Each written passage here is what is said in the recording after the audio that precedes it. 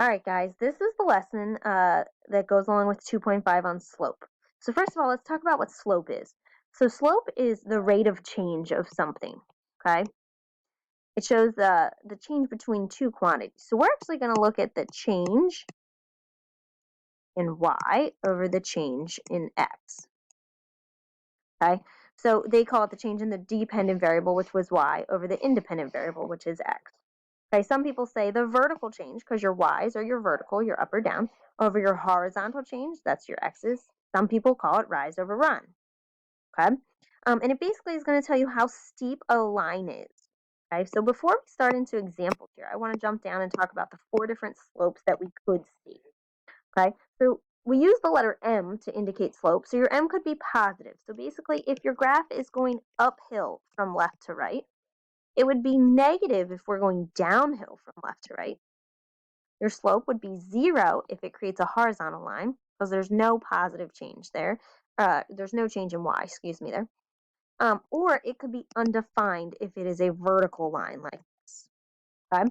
So we're going to look at 2 different ways. We're going to look at it visually, so given a graph, and then we're also going to look at it algebraically given 2 points.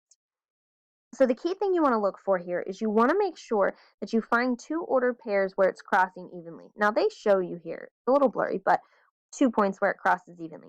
So when I say crosses evenly, like for example, you wouldn't want to use this point because it's not crossing evenly at a nice ordered pair. Okay? So first we want to find the change in the y. So if we kind of connect these like so, the change in your y would be this. Now we're going down 1, so that would be a -1. And then we're going right 1, 2, 3, 4, 5. So your slope would be your change in your y. So we went down 1. And then your denominator would be a change in your x's. We went right 5. Right is a positive value. Going left would be negative. Okay? I always start with the leftmost point and go to the rightmost. I added 2 additional pictures over here so we can see some more examples on this. So they indicated these 2 points that crossed evenly. Now you could totally, like say they didn't show those 2 points, you could use any 2 points where they cross evenly, and I'll show you how both ways would get you the same answer. So if I go with the 2 that they gave me, I kind of create this triangle right here. Okay, I'm starting with the leftmost point, and I'm going to go up 1, 2, 3, 4. And then I'm going to go right 1, 2, 3, 4, 5, 6, 7, 8. Anytime you get something that would reduce like this, you absolutely should reduce it. So it would actually be 1/2. Now, if you picked the 2 points that are closer together, you can see that we would have gone up 1, right 2. So it gets us the same answer, we just don't have to reduce it at the end of the day.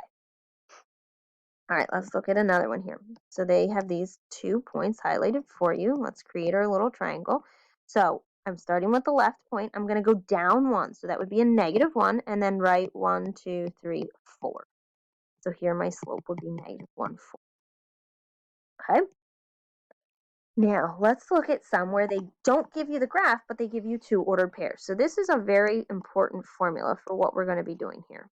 Okay. The slope formula, if you're given 2 points, okay, is y2 minus y1 over x2 minus x1. So basically, you have 1 ordered pair. I'm just making this up. Let's say 1 comma 2 and 3 comma 4. Okay, this would be your x1, this would be your y1, this would be your x2, and this would be your y2. Okay, I'm going to go through a couple examples here for you now. So in this guy, this is my x1, this is my y1, this is my x2, and this is my y2. Now, if you start with y2 and subtract y1, like the formula says, you must start with x2 for the denominator and subtract 1. You could technically do y1 minus y2. Just make sure if you do that, the bottom is x1 minus x2. It's up to you. Okay, so I'm going to start with y2. So 8 minus y1, 6. Okay? And then I'm going to divide it by x2, 5, minus x1, which is a -1. So 8 minus 6 is 2. Now, we're subtracting a negative, so that's actually going to turn to a positive. So 5 plus 1 is 6, and that reduces to 1/3. You should reduce that. All right, let's try another one. So that's my x1, y1, x2, y2. So if I start with my y2, 1 minus my y1 is a -2. And then my x2 is a -4 minus my x1 is a -1.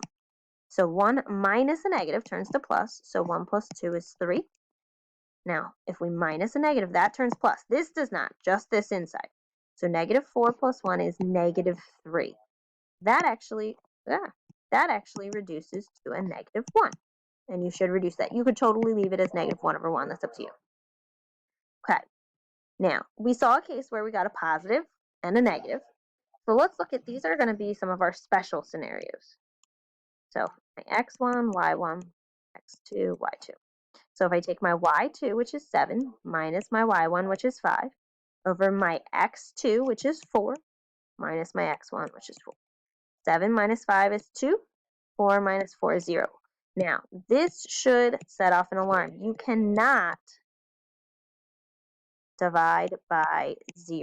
And if you would put that in a calculator, it would give you an error or some type of like you can't get an answer. So this would mean that my slope is undefined.